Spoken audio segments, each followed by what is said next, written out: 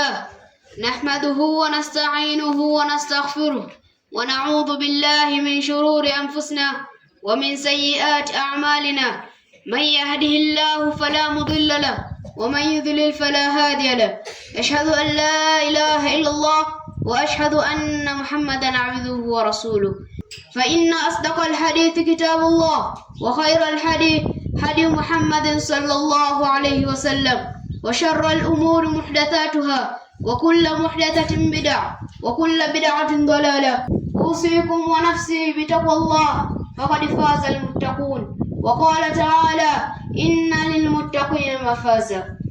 خطبة اليوم خطبة yangu leo satakallam itazungumzia anil khawf, juu ya uoga. Waqala ta'ala, na amesema Allah mtukufu, innama yakhsha Allah min ibadihi al-ulamai, si vinginevyo hakika wanaomwogopa Allah zaidi ni wale wenye elimu.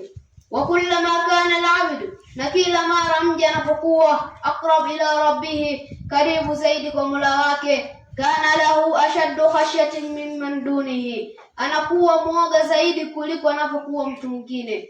Mathalan lilmalaika, mfano mzuri wa malaika, wasafahum alipowasifia aliposema, yakhafuna rabbahum min fawqihim wa yaf'aluna ma yu'marun, viumbe vilivyopo mbinguni na ardhini vinamwogopa Allah aliye juu na vinafanya vinavyoamrishwa. Wale wanaofikisha ujumbe wa Allah na wanayemwogopa yeye na wala hawamwogopi yoyote isipokuwa Allah, na Allah ndiye anatosha kuhesabu matendo ya waja wake.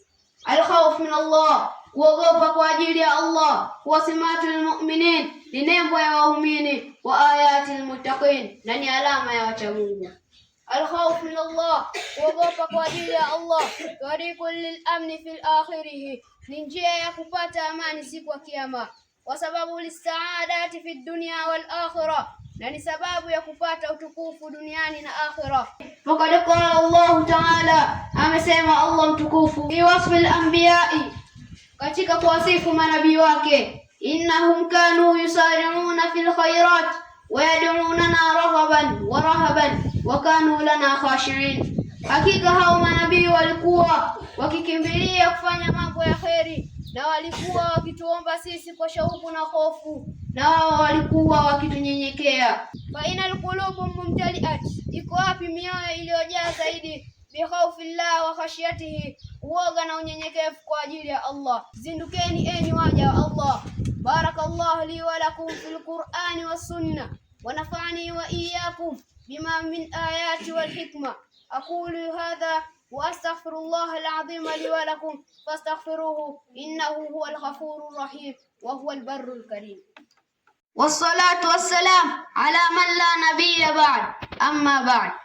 Ibadallah, enyi waja wa Allah, aslih qulubakum, tengenezeni nyoyo zenu, satakunu kullu a'dha'in ala salamatiha, viungo vyote vitakuwa katika usalama wake. Ama sami'tum qawla rasulikum, je, hamjasikia kauli ya mtume wenu sallallahu alayhi wasallam, sala na salamu zimfikie, haithu qala, pale aliposema, wa inna fil jasad mudghah, na hakika ndani ya mwili kuna kinyama, wa idha salaha al-jasad kullu, kinyama hicho kikiwa salama basi umesalimika mwili mzima. Wa idha fasada al-jasad kullu, na kinyama hicho kikiharibika basi umeharibika mwili mzima. Ala wa hiya al-qalbu, zindukeni, huo ni moyo.